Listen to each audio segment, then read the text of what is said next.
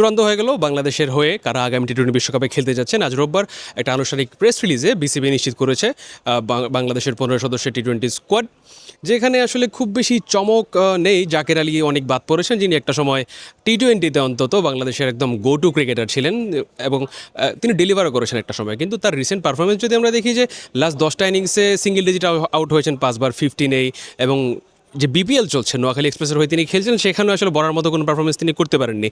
So জাকেরের বাদ পড়াটা আসলে একদম অনুমিতই ছিল, এবং যে চিফ সিলেক্ট করেছেন গাজী আশরাফ হোসেন লিপু, তিনিও বেশ কয়েকবার ইন্ডিকেশন দিয়েছেন ওরকম যে জাকেরকে তারা নিচ্ছেন না।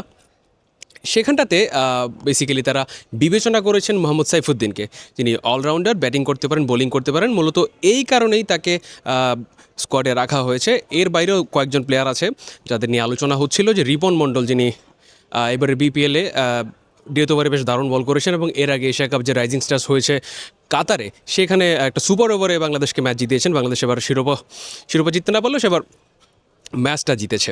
পাকিস্তানের সাথে তারা ফাইনাল হেরেছিল। তবে রিপন মণ্ডলের ইনক্লুশনটা হয়নি, তার কারণ রিপন মণ্ডল এখনও পরীক্ষিত নন ওরকম, যদিও ঘরোয়া ক্রিকেটের তিনি পরীক্ষিত পারফর্মার।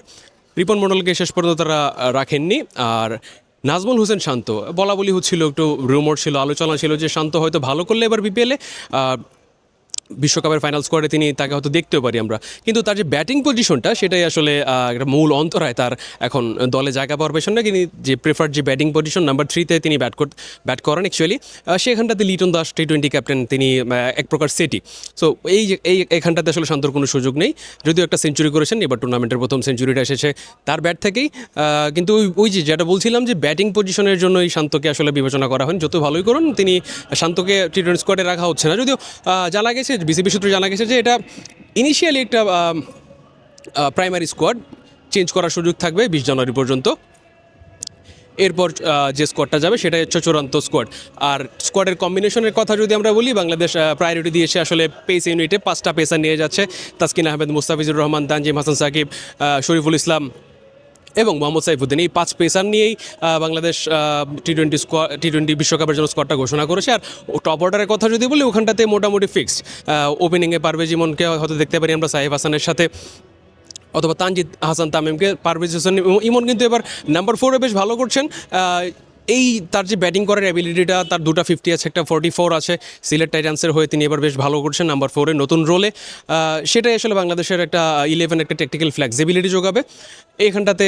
যে এই যে একটা ফ্লোটিং টপ অর্ডার আছে বাংলাদেশের, লিটন দাসকে চাইলে ওপেন করার মতো অ্যাবিলিটিও তার আছে। সো টপ 4-এর মধ্যে ওই ফ্লেক্সিবিলিটিটা থাকার জন্যই আসলে মূলত ওই টপ অর্ডারে আর তেমন কোনো চেঞ্জ করা হয়নি, নতুন কোনো নাম দেখা যায়নি।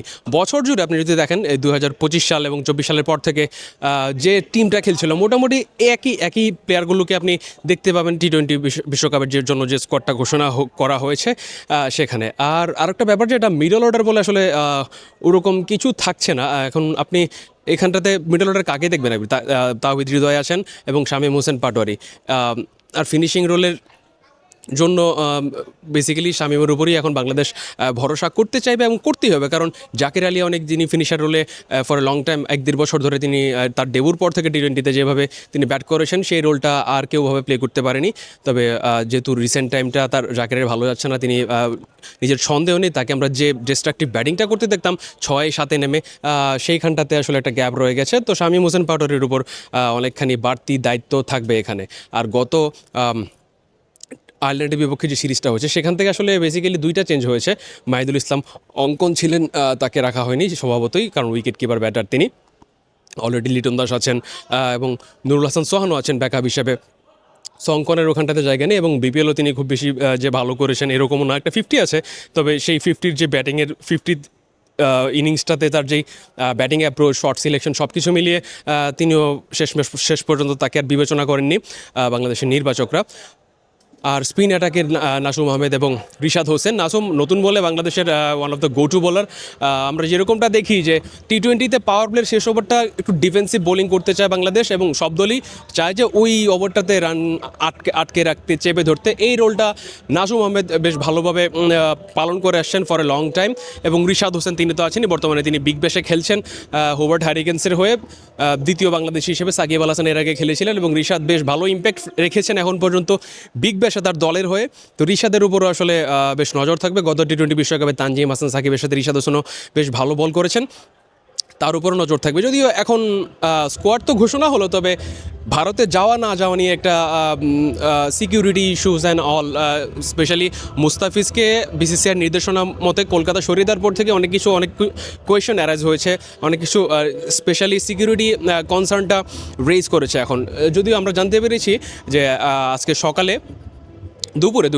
দুপুরে বিসিবি একটা জরুরি বোর্ড মিটিং ডেকেছিল, সেখান থেকে একটা সিদ্ধান্ত এসেছে যে আইসিসি এবং বিসিসিআইতে তারা জানাবেন যে নিরাপত্তা নিশ্চিত না হলে আমরা সেখান থেকে বাংলাদেশ হয়তো ভারতে খেলতে যাবে না, এরকমটাই খবর এসেছে। শেষ পর্যন্ত একটা প্রেস রিলিজ আসার কথা, সেটা আসলে বিসিবির কাছ থেকে চূড়ান্ত সিদ্ধান্তটা জানা যাবে।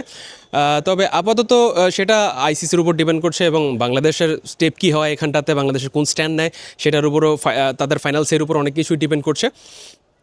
সব কিছু মিলিয়ে সেটার জন্য আনুষ্ঠানিকভাবে একটা আনুষ্ঠানিক ঘোষণার একটা অপেক্ষা তো রইলই সবার। আর এর বাইরে তো 15 সদস্যের স্কোয়াড, যেখানটাতে মিডল অর্ডারে একটু ফাঁকফোকর রয়েছে এবং বোলিং ইউনিট বেশ ভালো ছন্দে আছে, এবং টপ অর্ডারের ব্যাটাররাও বেশ ভালো করছেন।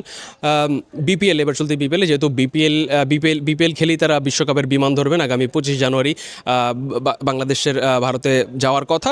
সেখানটাতে অবশ্য এখন প্রশ্ন উঠে গেছে যে বাংলাদেশ যাবে কিনা আদৌ ভারতে। সব কিছু ম্যাচ, যে ম্যাচগুলো আছে, 3টা ম্যাচ শিডিউল আছে, কলকাতায় একটা আছে, মুম্বাইতে, এই 4টা গ্রুপ রাউন্ডের ফার্স্ট 4টা ম্যাচ বাংলাদেশ ওখানে খেলবে কিনা।